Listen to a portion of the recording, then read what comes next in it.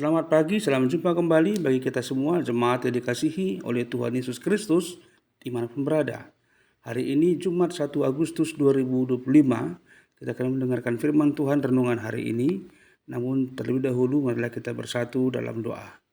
Kasih karunia dan damai sejahtera dari Allah Bapa dan dari anaknya Yesus Kristus menyertai kamu sekalian. Amin. Firman Tuhan bagi kita hari ini tertulis dalam 1 Yohanes pasal 1 ayat 3 dan 4. Apa yang telah kami lihat dan yang telah kami dengar itu, kami beritakan kepada kamu juga, supaya kamu pun beroleh persekutuan dengan kami. Dan persekutuan kami adalah persekutuan dengan Bapa dan dengan anaknya, Yesus Kristus. Dan semuanya ini kami tuliskan kepada kamu, supaya sukacita kami menjadi sempurna.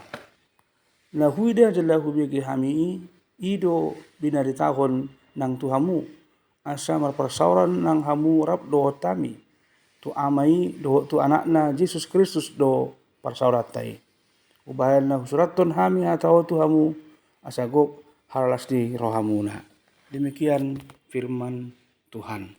Jemaat yang dikasihi oleh Tuhan Yesus Kristus, setiap orang termasuk kita pada dasarnya merindukan hubungan yang bermakna dan mendalam. Dalam nas hari ini kita diingatkan bahwa persekutuan sejati bukan hanya soal kebersamaan antar manusia, tetapi berakar pada hubungan kita dengan Allah Bapa dan Yesus Kristus. Rasul Yohanes menulis bahwa tujuannya memberitakan Kristus adalah supaya orang lain juga dapat masuk dalam persekutuan ini, dan dengan demikian mengalami sukacita yang sempurna.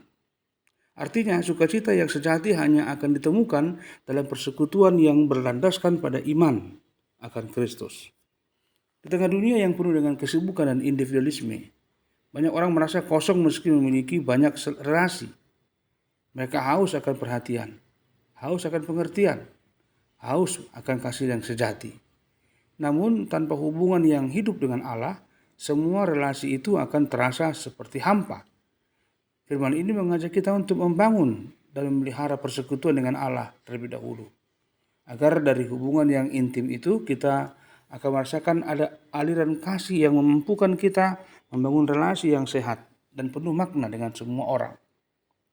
Persekutuan sejati bukanlah hanya kumpul-kumpul atau aktivitas rohani semata, akan tetapi melibatkan kehidupan yang saling membuka diri, saling menguatkan dan saling membangun dalam kasih Kristus. Inilah yang menjadi sumber sukacita kita sebagai orang percaya. Ketika kita hidup dalam terang persekutuan dengan Allah, kita akan mengalami kelegaan, kedamaian, dan kekuatan baru dalam menghadapi tantangan hidup ini. Sukacita itu bukan karena keadaan kita baik-baik saja, akan tetapi kita berjalan bersama dengan Tuhan dan saudara-saudara seiman yang saling menopang. Maka jemaat yang dikasihi oleh Tuhan Yesus Kristus, renungan ini mengajak kita untuk mengevaluasi kembali kualitas persekutuan kita selama ini. Apakah kita sungguh hidup dalam relasi yang akrab dengan Allah dan sesama? Atau apakah sukacita kita berasal dari hubungan yang dibangun dalam kasih dan kebenaran? Maka mari kita mencari dan memelihara persekutuan yang lahir dari Injil Kristus.